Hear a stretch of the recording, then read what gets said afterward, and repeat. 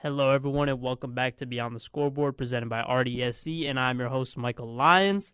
And today we got a lot to talk about in the NBA. We are going to be talking about my top 5 most surprising and most disappointing players so far, but we're going to get to that later in the episode.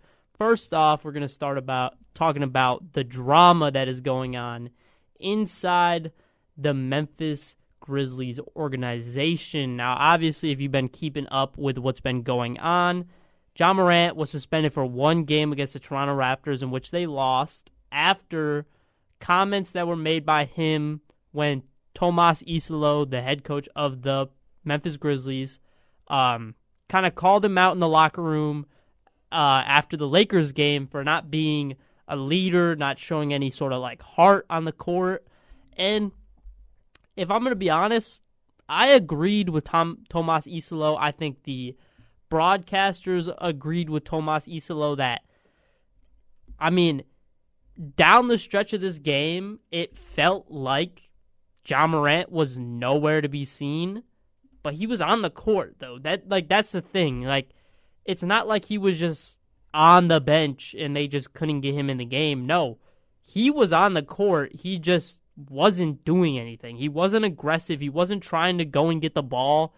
And at times, I was like, okay, maybe the Grizzlies are just trying to use Ja as like a decoy, because we've seen some teams throughout NBA history use players as decoys because they just attract so much attention. But no, that was just not the case, and obviously that came out later that wasn't the case after the game in the locker room. Ja Morant in this game ended with 8 points on 3 for 14 shooting. Now, if I could bring up the fourth quarter stats, I assume he maybe attempted 2 shots in the fourth quarter. I don't know. It's weird in Memphis right now because obviously you had a little bit of drama towards the end of last year, firing Taylor Jenkins so late in the season and going in the direction of Tomas Isolo, who has never coached an NBA team in his life. He came from Europe. So playing basketball a little bit over there is a little different, but the whole reason for bringing Tomas Isolo in was because he was going to play a type of offense that Ja Morant wanted to play. Ja Morant wanted to go back to a more pick-and-roll centric offense that utilized his skill set of getting downhill, stopping on a dime and shooting his little mid-range, or getting to the basket. But right now, that's just not been the case, and obviously, it came out that Ja Morant had no say in them firing Taylor Jenkins. I personally believe that is hard to believe because Ja Morant is their star guy. He is their number one guy. So it's hard to say that he had no say at all in the Taylor Jenkins firing. Obviously, he came out later and said that it's going to be difficult because Taylor Jenkins has been my only coach in my NBA career. So I don't know. I feel like they wouldn't just fire Taylor Jenkins without Ja Morant knowing and without Ja Morant's say. Now, obviously, a lot of organizations don't allow their players to play a role in what the coach is going to be, at least firing wise, which at times I think is okay. But with this Memphis Grizzlies organization, I don't know. They're just kind of in just a weird positioning right now. And yeah, Ja Morant getting called out, and obviously now there's talks of Ja Morant getting traded. And personally, I think that is best for Ja Morant and the Memphis Grizzlies. If you look at this, Ja Morant has not been the same player since 2022, 2023. He missed, obviously, that whole season pretty much where he only played 9 games due to suspension. He's been injured. He's just been a distraction, in my opinion, for this Memphis Grizzlies team. They moved on from Desmond Bane in the offseason, which maybe they didn't want to, but 5 first-round picks, you never want to give that up for a team that's not really competing for a championship right now, and Desmond Bane is a championship-level player. I don't know. It's tough because on one hand, Ja Morant did kind of bring back Memphis from their dark days, but also if you want to, at the end of the day, win an NBA championship, Ja Morant can't be your best player. he's a smaller guard, which we've never it's been a long time since you could consider Steph Curry a small point guard, but personally, that team is just so crazily built and Steph Curry is not really that little. Ja Morant and his play style as a smaller guard that has already dealt with injuries is not a championship created team. And I know Grizzlies fans are going to say, but we have Jaren Jackson Jr., who could be our best player. Jaren is a great defender. Offensive game is still coming along, and personally, I don't see this Memphis Grizzlies team. I could see them maybe squeaking into the play-in, but right now, they're 3-5, I believe, sitting at 13th in the Western Conference. 3-6, sitting at 13th in the Western Conference. They could maybe squeeze out Phoenix and Sacramento, who are sitting in the play-in right now, but also the Clippers are ahead of them right now, who I think will be a playoff, play-in team. This Grizzlies team just isn't going to make the playoffs at all unless something crazy in the play-in happens, like they play a team that's super injured, back-to-back games, but I don't know. I think it's time for Ja Morant to get moved. Don't really know exactly where he gets moved to. And a big thing is Grizzlies obviously traded away Desmond Bane for 5 first-round picks. They're going to want a sort of the same kind of thing for Ja Morant. I just don't believe they're going to get it. Just because teams are going to know that Ja Morant is on the market.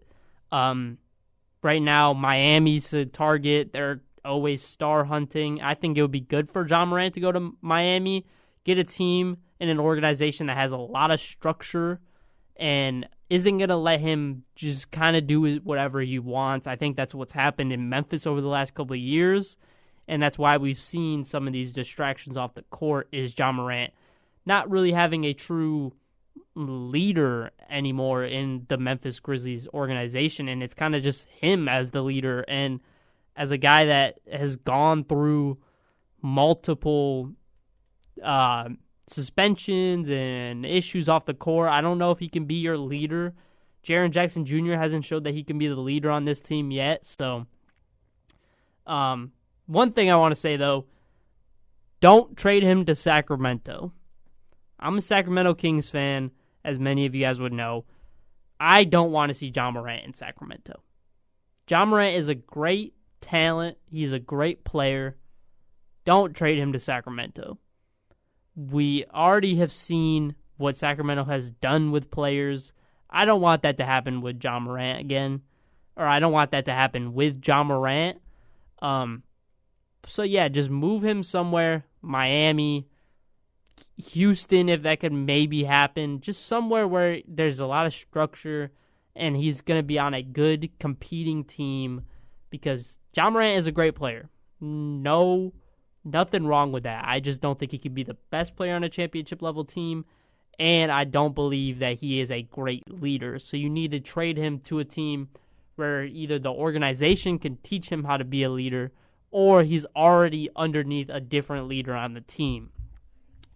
But right now, Memphis, they're looking very, very bad to start this year. 22nd in points per game and 23rd in defensive rating. Ja Morant, though, last 2 games that he's played after the suspension, lost to the Detroit Pistons. He had 18 points and 10 assists, so he had a double-double on 5 for 16 shooting. And then on Wednesday night, a loss to the Houston Rockets, 124-109, where he had 17 and 8 assists on 6 for 19 shooting. He's getting a little bit more aggressive. Obviously, you still want to see him 20-plus points per game every night, but I don't know. We'll see what comes with this Ja Morant situation. Next up on the agenda to talk about today, the New Orleans Pelicans. They are easily in the worst position I've ever seen an NBA team in. They are 2-6, 14th in the Western Conference. And if you remember what they did over the offseason, obviously last game of the season the Game 7 Indiana versus Oklahoma City Thunder.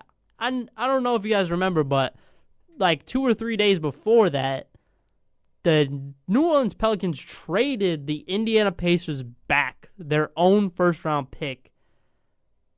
I don't even remember what New Orleans got back in that trade. It was another pick, I assume.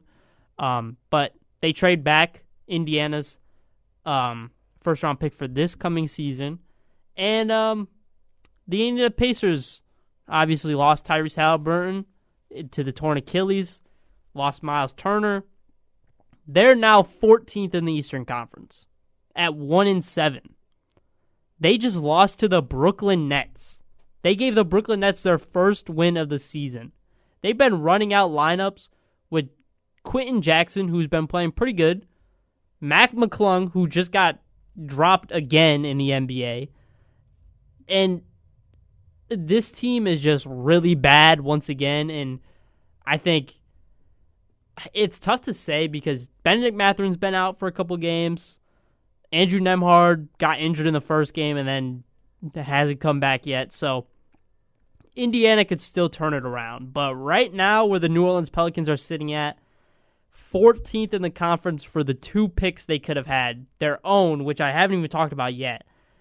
If you remember in the draft, New Orleans traded up in the draft to get Derek Queen after they selected Jeremiah Fears with the Atlanta Hawks. They traded their own first-round pick for this year to trade up and get Derek Queen.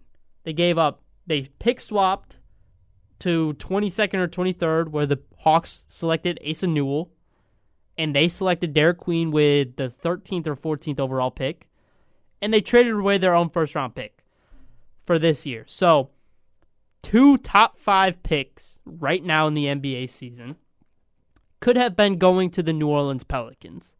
But now they are going to the Indiana Pacers and the Atlanta Hawks. Now, if we just do let's do a little draft lottery sim. Right now, I just did a sim. It has Washington winning it, Memphis with the 2nd pick, Atlanta with the New Orleans Pelicans pick getting the 3rd pick. That's either Darren Peterson, AJ DeBonsa, or one of the Boozer Bros. And the Indiana Pacers pick is 5th. And the worst case scenario for this pick that they traded to Atlanta, because I'm always in the position, like, if you really like somebody, go get your guy. They really like Derek Queen, and so they went and got their guy. And obviously, in preseason, he missed some time with an injury, but he's barely been playing. Stats-wise, let's look. Derek Queen right now is averaging 18.6 minutes a game. That's lower than Yves Missy. That's lower than Kevon Looney is about the same. He just came back from injury. DeAndre Jordan, they just signed. And DeAndre Jordan started a game over Derek Queen when Yves Missy was out and Kevon Looney was out. So I just don't quite understand what they're doing in New Orleans. Obviously, it's Troy Weaver and Joe Dumars as the GM and the president of basketball operations. They used to create some really, really strong teams in the NBA. 25 years ago, though. So, right now, there's just nothing looking good in New Orleans outside of the fact that Zion is back. Zion is he's played 5 games so far, so he's missed a couple games, but he's looked really good in the games that he's played. And you're finally getting a healthy version of Zion, and your team is terrible. Jordan Poole, terrible. Trey Murphy III is down 7 points per game from last year. Jeremiah Fears, another bright spot on this really bad team. Herb Jones is taking a step back on the defensive end. Jordan Hawkins isn't looking the same as last year. Micah Peavy, their other draft pick, isn't playing much. Derek Queen has looked all right. It's really bad in New Orleans right now. And hopefully this team, like Joe Dumars said they might do in the offseason, was they might just do a fire sale, just trade away everybody. And honestly, like, they're getting DeJounte Murray back pretty soon. He's dealing with off-the-court issues. Jordan Poole is staring at the bench every time he hits a three because he doesn't want to be in New Orleans. It's just really bad in New Orleans. Like, that's just the best way to put it. It's just no reason to sugarcoat it. This team is just really bad, and I hate to see that Zion is kind of healthy. This, like he said in the offseason, this is the best he's felt since college, and he's sitting on the second worst team in the Western Conference. Obviously, it's still early, so they can turn it around, but I don't see this team turning anything around. And yeah, it just feels weird to be in such a bad position as an NBA team. Yeah, and if you do a tankathon mock draft, we'll do that real quick, just to see who they could end up with, if this will load. But New Orleans, like, obviously, one of those picks, if they stay where they are right now, is going to be a top 3 pick, most likely. And New Orleans needs all the help they can get right now. And if you were to be this bad early on in this season and you decide to trade away all these guys, at least you'd have your own first-round pick. But you don't. So, sim the lottery. Darren Peterson goes number 1 to the Washington Wizards. Number 2 is Cameron Boozer, who goes to the Indiana Pacers, a pick that the New Orleans Pelicans could have had. And then in this, it had the Pelicans' own pick falling a little bit. Chris Sinak out of Houston going 7th overall to the Atlanta Hawks. So, 2 people that I'm not super familiar with Chris Sinak's game out of Houston, but Cameron Boozer, I mean, he looked really good in their first game, and he's projected to go top 3. It's him, Darren Peterson, and AJ DeBonsa. And the fact that the Pelicans could have 2 top 3 picks and end up with 2 of those guys, or just one of those guys if they get a top 3 pick, that just turns this whole Pelicans organization around. You get to put them with Zion if you don't trade him away. Trey Murphy's still a really good NBA player. Herb Jones is still really good. Jeremiah Fears is showing that he is good in the NBA to start his career. But you're just not going to have those picks. And now you're going to be like, well, we need draft picks because our team is just not good. So we got to trade away some of these guys we like. And, I mean, personally, I would love to see Sacramento make a trade to try and get Trey Murphy and Herb Jones. Move on from one of our big contracts. We're not going to be good. Just move on. Try to get Trey Murphy and Herb Jones. Personally, this Pelicans team is going to get a lot of draft capital back for a lot of these players. But, yeah, it's just a bad start to the year for the New Orleans Pelicans. Now moving on before we take our first and only commercial break of the day, we're going to talk about the Portland Trailblazers because obviously the season looked gloomy to start the year. You lose your first game by 4. It's to Minnesota, though, so it's a good team. But also on opening night, you lose your head coach, who I've personally all offseason been speaking very highly of, Chauncey Billups, and what I think he could do with this Portland Trailblazers team. Obviously, he gets arrested, and he's a part of this whole NBA gambling scandal, and we'll see if he comes back. If, again, still hasn't been proven guilty, so I'm not going to say that there's not a chance that he comes back, but it's looking very slim that he'll be back in the NBA at all. So you get Thiago Splitter, who takes over. Great player for the Spurs. Learned under Greg Popovich, so you knew he was going to have some some juice as a head coach. And you're 5-2 with him to start the year. 5-2. You're sitting with a 5-3 record right now. You're 8th in points per game to start the year. After last year, you were 22nd. You're 8th in defensive rating. After last year, you were 16th. So what I thought Chauncey Billups was going to bring to this team more this season was more of a defensive presence, make the defense better this year. Tiago Splitter's done it. And you're 5-2 with wins over the Golden State Warriors, a 20-point victory in his first ever game as a head coach. Wins over the Lakers when Austin Reeves was coming off his 53-point game. And he had 41 this game. Or Austin Reeves had 51. And then he had 41 against the Portland Trailblazers. Still won that game. Come back down 12. Beat the Denver Nuggets in the first cup game of the season. In the clutch, you win it by 2. And then this week, they just beat the defending champion, Oklahoma City Thunder, coming back from down 22 points early in this game to win by 2 over the Oklahoma City Thunder. This Portland Trailblazers team is personally one of my favorite teams to watch to start this year, just because of how intense everybody is on this roster, if you know what I'm saying. Like, Blake Wesley's coming in, picking up full court. Tumani Kamara is picking up full court, is a great defensive player. Rob Williams is just coming back, and he's playing really good.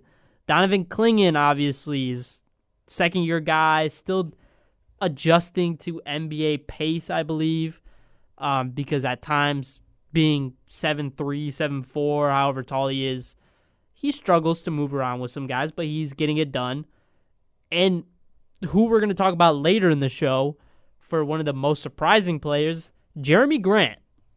Obviously, people were talking about how bad he was last year because he's getting overpaid for what he was giving you last year. He was averaging about 14 points per game or 12 points per game last year. Let me check. He was averaging 14 points per game. Now he's up to 20 points per game off the bench. Every game he's come off the bench, every game he's been a spark. Drew Holiday, there was talks of him not even playing a game for Portland after being traded for Anthony Simons. He's looked really good. Shaedon Sharpe has looked pretty good to start the year. Obviously, not as good as I would have expected from him early on in this season, but I'm liking what I'm seeing. He's ramping up a little bit more. And this team is still without Scoot Henderson. Now, the only thing I don't like to see is that Drew Holiday is playing so good that there's a chance that you don't see any Scoot Henderson starting minutes, because unless Shaedon Sharpe is going through a rough patch, maybe you throw Scoot Henderson in. We saw that with Chauncey Billups last year, which now maybe thinking about it, there was a reason why he was doing that, just saying. But yeah, Scoot Henderson is going to be kind of coming off the bench again this year, because I don't see Avdia's not getting moved to the bench. Tumani's not getting moved to the bench. Clingan is not getting moved to the bench because they need the size up front. And the way Drew Holiday is playing to start this year and how much he's getting paid, I don't think he's coming off the bench. So it's going to be another bench year for Scoot Henderson. I think having Damian Lillard there as kind of a mentor for some of these younger guys has been really big to start this year. We saw Chauncey Billups was going to have him be the highest paid assistant coach in the entire NBA. That's what he's been doing, and I think that's paid off like incredibly important right now with Tiago Splitter taking over. And I personally think he deserves some Coach of the Year nods. Right now, I think he's 4th or 5th in Coach of the Year odds to win it. But if he does win it, he'd be the first ever interim head coach to win Coach of the Year in the NBA. I've just been super impressed with this Portland Trailblazers team. I love watching them play, just how impactful everybody is. You just get random moments of Duop Reith, who comes in and shoots 4 for 5 from the three-point line like he just did against the Oklahoma City Thunder. He shot 4 for 5 in the first half. Chris Murray's giving you really good minutes. Matisse Thybulle, before he went down with his injuries, giving you some good minutes. Blake Leslie, like I already said, giving some energy off the bench. Caleb Love, the rookie out of Arizona, giving some good minutes. Like to see a little bit more from Hansen Yang. Obviously, he's really struggled in his first 5 games. He's averaging about 6 minutes a game and only 2 points per game, but like to see him maybe get a little bit more. But yeah, it just feels like anybody Tiago Splitter puts in the game gives 100% effort, which is not seen on a lot of teams. Like City Sissoko the other night, came in, got a steal, got a dunk. Ryan Rupert, again, just so many guys for this team just are giving their full effort. And I think that is partially due to them understanding what's going on with Chauncey Billups, and maybe they have a little bit more of a resentment to him. So they want to show that this is what we could do, and this is what we're going to do with Tiago Splitter as our head coach. And I don't think there's any way Chauncey Billups, even if he is not found guilty, comes back to this Portland Trailblazers team. Tiago Splitter has just been so good to start the year, and you just don't want to mess up any of that momentum. They're sitting at 6th in the Western Conference right now with a 5-3 record. I think they're easily a play-in team, maybe a solidified 6 seed, maybe 5 seed, depending on injuries and other teams going through some lulls. But I really like Tiago Splitter as the head coach of this Portland Trailblazers team. And obviously, he's already gotten a great nickname. Master Splitter, like Master Splinter from Teenage Mutant Ninja Turtles. This Portland Trailblazers team has just a swag about them that I just have been very drawn to, and I'm excited to see what they're going to do the rest of this season. Now, before we get to the rest of today's episode, we are going to take a quick commercial break, and we'll be right back to talk about most disappointing and most surprising players, and maybe end the day off with Draymond Green's comments about contenders. This has been Beyond the Scoreboard, presented by RDSE, and we will be right back. Hello, everyone. Welcome back to Beyond the Scoreboard, presented by RDSE, and I'm your host, Michael Lyons. And like I said before we went to commercial break, we are going to be talking about the most surprising players, the most disappointing players to start this NBA season. Now, for most surprising players, I got my top 5, and I have one honorable mention. We're going to start off with the honorable mention for most surprising players of the 2025-2026 NBA season so far. Jonathan Kuminga. He's averaging 17.2 points per game, 7.1 rebounds per game, 3.1 assists on 51% from the field, 41% from the three-point line. Now, we all know Jonathan Kuminga has been able and definitely is capable of scoring 20-plus points per game in the NBA.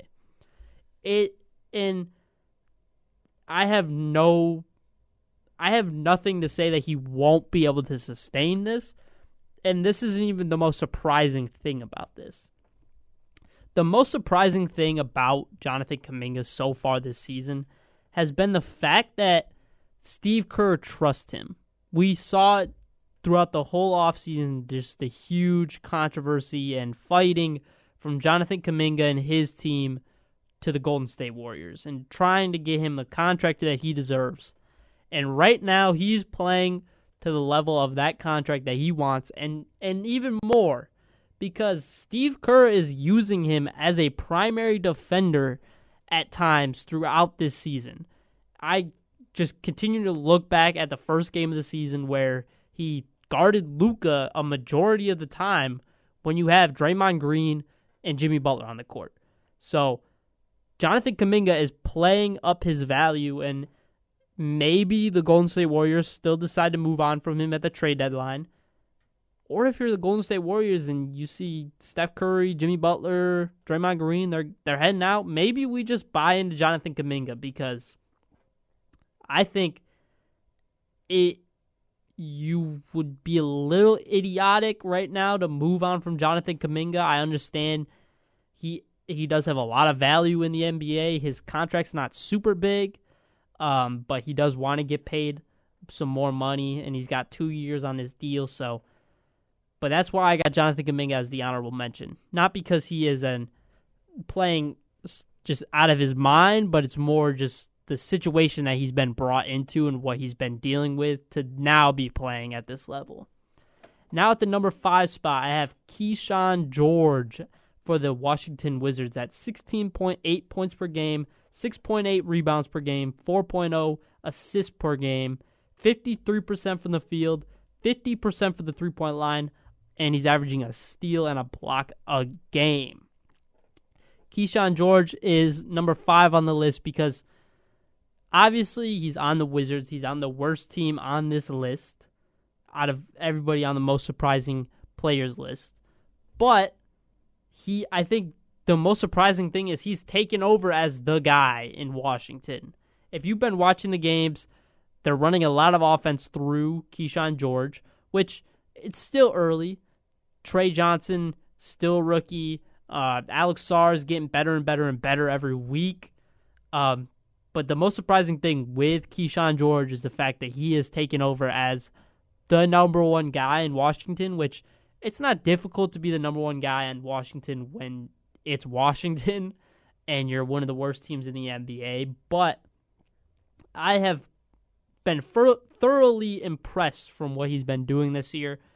The shooting efficiency is amazing, and he's just doing a little bit of everything for this Washington Wizards team, and they're competitive this year. They're not a team that you just can walk all over.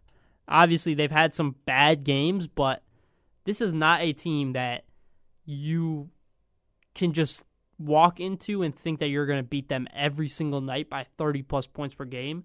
You have to give it your all beating this Washington Wizards team, and he is a prime example and reason behind why they are so good to start this year. So that's why Keyshawn George is at the number 5 spot. Then at the number 4 spot, I have A.J. Mitchell. A.J. Mitchell averaging 16.7 points per game, 3.7 rebounds, 3.4 assists, 46% from the field, 29% for the three-point line, and 1.5 steals a game. A.J. Mitchell, we all know what his value to this Oklahoma City Thunder team. It's just, I don't think anybody saw the value of him being a potential Sixth Man of the Year candidate. Now, obviously, he's had to step up because J-Dub hasn't been there. Isaiah Joe just came back recently. So he's had to step up, but he's in the game in the clutch. That's not something that we saw from him last year. I think it's surprising to see 16-plus points per game out of A.J. Mitchell. I think he can sustain 12-plus, maybe 14-plus points per game. I think it's going to dip a little bit, but he's been the reason why this Oklahoma City Thunder team is 8-1 and was 8-0 before they played the Portland Trail Blazers.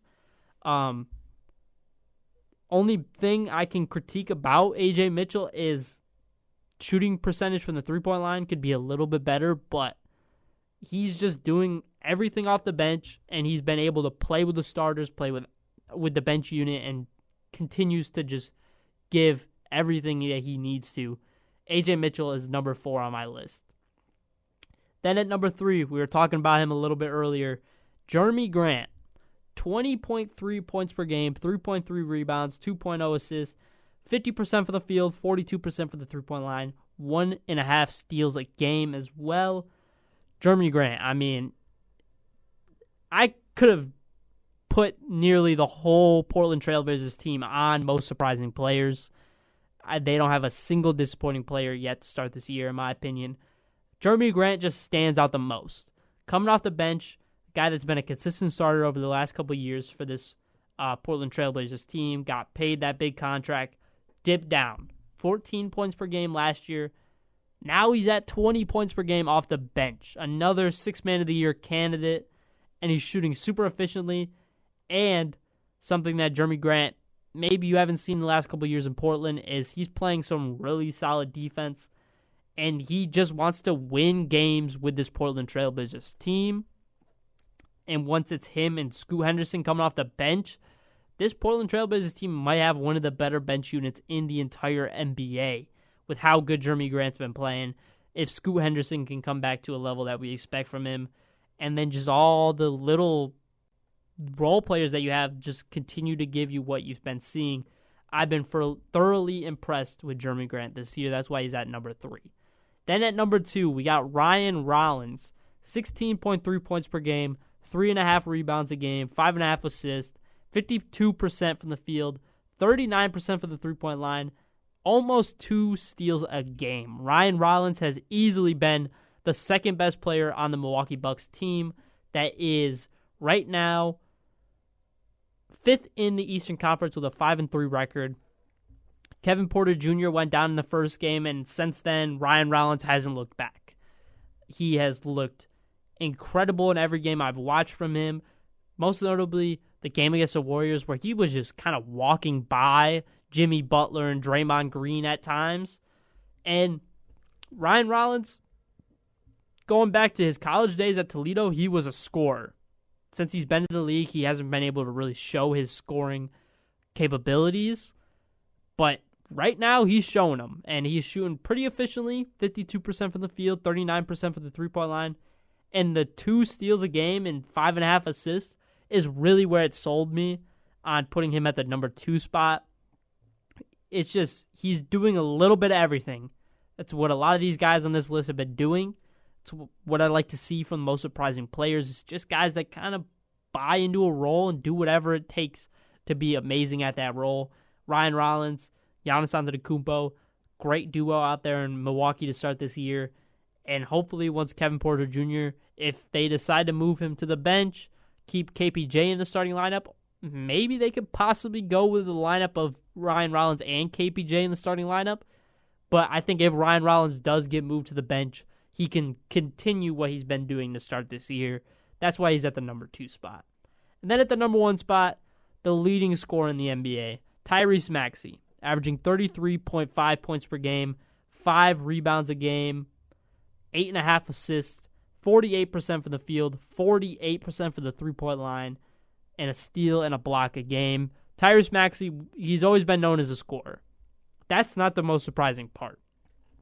I think it is surprising to see Tyrese Maxey 3 weeks into the season as the number 1 scorer in the NBA. Now, obviously, Shea is like right behind him. I think it's a 0.1 point gap between both of them.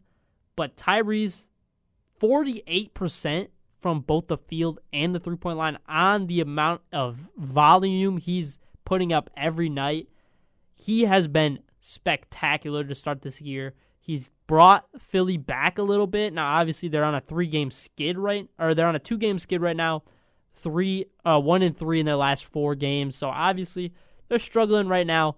But if they get Paul George back, they get Joel Embiid back to a 50-75% of what he used to be. This Philly team is definitely a team to watch out for in the Eastern Conference. Tyrese Maxey's just been spectacular. Him and VJ Edgecombe have been killing it in Philly. So that has been the most surprising players list. Now moving on to the most disappointing players. Now, I got 2 honorable mentions and 5 players for this list. Starting off with the honorable mentions. Karl Anthony Towns, 19.8 points per game, 12.8 rebounds a game, 41% from the field, 34% for the three-point line, a block a game. Cat is getting back. Now, that's why I put him at the honorable mention. The last couple of games that I've been watching prior to this show, he's been looking better. Really early on in this season, like the first couple of games, he looked really bad, and the efficiency is still not there, and you could just see he's struggling on the defensive end a little bit. So I think it's just a matter of time for Karl Anthony Towns to get back to his 20-plus, 25-plus point per game scoring that we expect to see out of Karl Anthony Towns. So that's why I put him at an honorable mention. I think he could have been in most disappointing players so far, but I put him at honorable mention. He's getting used to a brand new offense with Mike Brown, and it's still early, so he's fighting through that. In injuries, he looks a little hobbled every time I've watched him. He grimaces a lot, so hopefully Cat is fine. It's just some things he's got to work through. But I put him at honorable mention because he hasn't looked as good to start the year as you would expect. Then at my other honorable mention, I have Peyton Pritchard, 15.3 points per game, 5.2 assists per game, 43% for the field, 22% from the three-point line, 1 steal, and 1.2 turnovers a game. Peyton Pritchard in a different role this year for the Boston Celtics, finally starting in the NBA. They're 4-5 right now. He, again, is also looking better every game that he's getting more and more used to playing in the starters. Put him at an honorable mention really because he just hasn't been efficient at all, and Peyton Pritchard off the bench was super efficient. And sometimes it's just some guys aren't meant to be starters in the NBA. Jamal Crawford, great scorer off the bench, not really meant to be a starter. Lou Will, great scorer off the bench, not really meant to be a starter in the NBA. Peyton Pritchard could maybe go down that same role. Obviously, he's still averaging 15.3 points per game, but just hasn't looked as good as you would expect from a guy that is coming off a year where he averaged, let me check real quick. Coming off a year where he averaged 14.3 points per game off the bench. So you would like to see more than a point per game increase out of a guy that is moving from bench unit to starting unit, and the starters just lost a bunch of guys. So there's more shots going around for him, but that's why he's at honorable mention. I think he'll pick it up, and maybe Boston might make a move to bring Anthony Simons into the starting lineup and move Peyton Pritchard back to the bench unit. Next up, to start the list at the 5 spot, I have Rob Dillingham. 4.8 points per game, 2.7 assists, 43% from the field, 25% for the three-point line, 1.7 turnovers a game. Rob Dillingham just hasn't been able to take advantage of the opportunity he's been given. I've watched a lot of Minnesota Timberwolves, and I watched them without Anthony Edwards, and I've seen a lot of Bones Highland making plays and playing a lot more minutes than Rob Dillingham. So Rob, he just hasn't been able to find his role on this Minnesota Timberwolves team. He hasn't really been able to show many flashes either of scoring greatness or being able to be a good playmaker. For this Minnesota Timberwolves team to be good, they're going to need a solid point guard. Dante DiVincenzo's not a point guard. Mike Conley's old. And then they have Rob Dillingham and they have Bones Highland, who just aren't guys that you want to be starting point guards in the NBA on a championship conference final level team. So Rob Dillingham has just been a disappointment since he came into the NBA. So I have him at the 5 spot. He could have easily been 1. Maybe he's the most disappointing player from his draft class so far, but right now it's been a rough watch for Rob Dillingham and Rob Dillingham fans early on in this season. Next up at the 4 spot, I have Klay Thompson, averaging 8.5 points per game, 3.1 rebounds per game, 34% from the field, and 29% from the three-point line. This is one of the greatest shooters in NBA history. And obviously, since all the knee injuries a couple seasons ago, he just hasn't been that same guy. And the Dallas Mavericks are 2-6, sitting at the bottom of the Western Conference right now. Offense looks terrible. Klay Thompson can barely hit the side of a barn right now. It's just rough. Just Klay Thompson just doesn't look at all where he used to be. Coming off a year where he averaged 14 points per game on 39% shooting, he's down 10% from the three-point shooting. Points per game really doesn't matter much for Klay Thompson anymore. It's just the efficiency on the shots, and when he's giving you 29% from the three-point line, that's just, at times he's not even really a guy that should be on the court because he's not a great defender anymore. He's a smart basketball player, though. That's one thing that you can give him, but this Dallas Mavericks team struggles with a lot of self-creation, and self-creation can be a little bit easier when you're kicking it out to guys that can knock down their shots, and teams aren't able to play 5 feet off of him and clog up the paint because Anthony Davis, Klay Thompson, Najee Marshall, all those guys can't shoot. So that's why I got Klay at the 4 spot. At the 3 spot, I got Derek White. Now, his teammate Peyton Pritchard was an honorable mention. Derek White, 14.1 points per game, 3.7 rebounds a game, almost 5 assists per game, and 32% from the field, 27% from the three-point line. I expected Derek White to step into a little bit more of a scoring role, do a little bit more of everything for this Boston Celtics team. Obviously, last year and the year before, when they won the championship, he was just kind of the do a little bit of everything guy. You need him to knock down a shot, he can do it. You need him to play some really good defense, he can do it. Just early on in this season, he hasn't really been able to show flashes of any of that. Obviously, it's still early. Obviously, it's going to be a lot more difficult for him because you don't have Jason Tatum, you don't have Kristaps Porzingis, you don't have Drew Holiday on the court. It's just you and it's just you and Peyton Pritchard and Jaylen Brown out there. But he has just not looked good at all. At times, it just doesn't really feel like he understands what his role as now the number 2 option on this team is. So, Derek White, he can turn it around, but the expectancy from him to just step in and be that number 2 guy next to Jaylen Brown with no Jason Tatum is just not who Derek White is. So to me, I expected him to take a jump, and it's kind of felt like he's taking a step back, even though there's way more opportunity for him. So that's why I got him at the number 3 spot.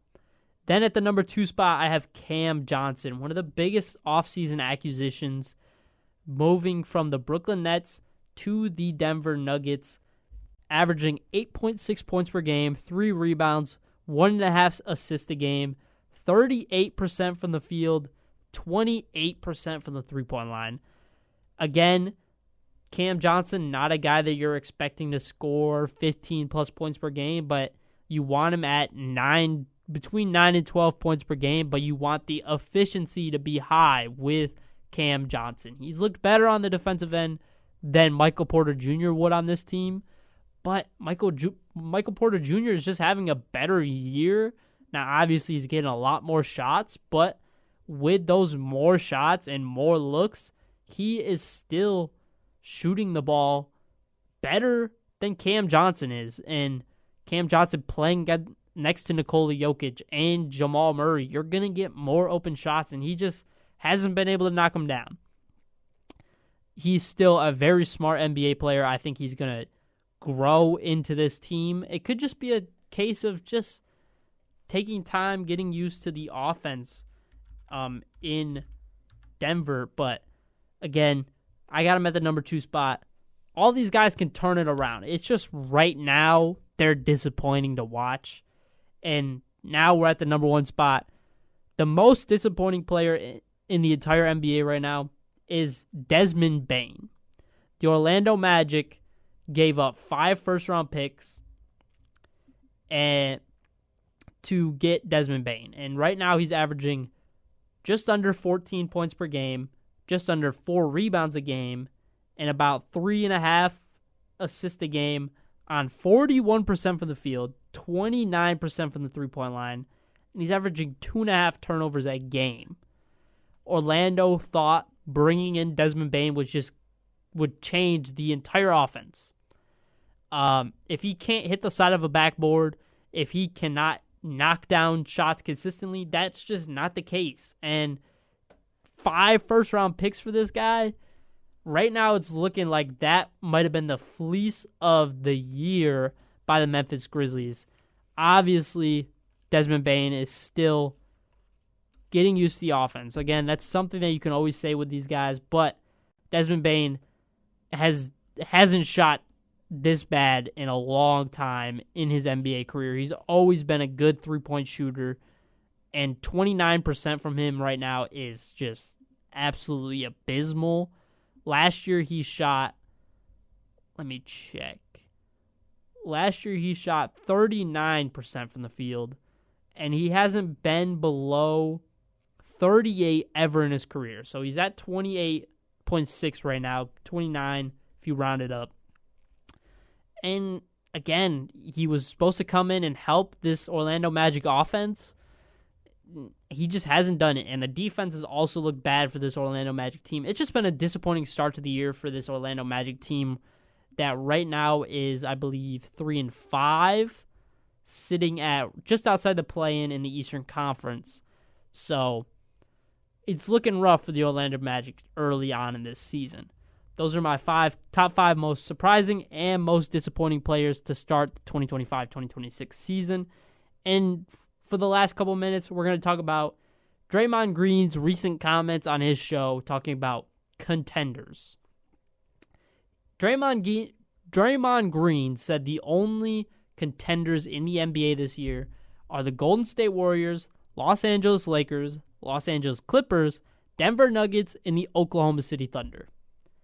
No Eastern Conference team at all.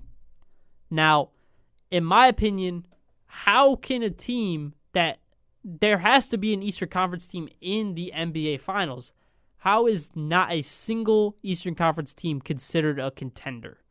You have the Knicks, the Cavaliers, who came in all offseason and coming into the year were consensus contenders because the East is so weak. I don't understand where Draymond just comes out of nowhere and says that nobody in the Eastern Conference is a contender. That's just wrong. If you make it to the NBA championship, you're a contender. Nobody looked at the Indiana Pacers last year as a contender. They took the Oklahoma City Thunder to 7 games, and their star player tore their Achilles. And if he doesn't, maybe we're looking at the Indiana Pacers just won the NBA championship, not the Oklahoma City Thunder. If that happened, would you say the Pacers are contenders? Because it just looks like there's a lot of Western Conference bias. Only 2 of these teams can make it to the Western Conference Finals. So far, I haven't seen enough from the Los Angeles Clippers to say that they are a contender. The Lakers, maybe. The Thunder, yes. The Nuggets, yes. Lakers and Warriors are a questionable team. They're questionable on who is a contender because they're so old for the Warriors and the Clippers, and obviously the Thunder or the Lakers. Is LeBron going to come back? What is he going to look like? So, again, Draymond Green just saying a lot of nonsense, in my opinion, and just uses his platform and his basketball IQ and just for somebody that is so smart on the basketball court, it feels like he has no basketball IQ when he's talking about basketball. So we'll see what happens. Personally, there's contenders in the West. There's contenders in the East. That's how it works. You can't just have contenders in one conference because that's not how it works. If a team makes it to the NBA Finals, they have a chance to win the NBA Finals, so they're a contender. That's the definition of a contender, is somebody that could win it, that can contend for the championship. So, I don't really know what else to say about that, but this has been Beyond the Scoreboard. I hope you guys enjoyed listening. It's been presented by RDSE, and I'm your host, Michael Lyons.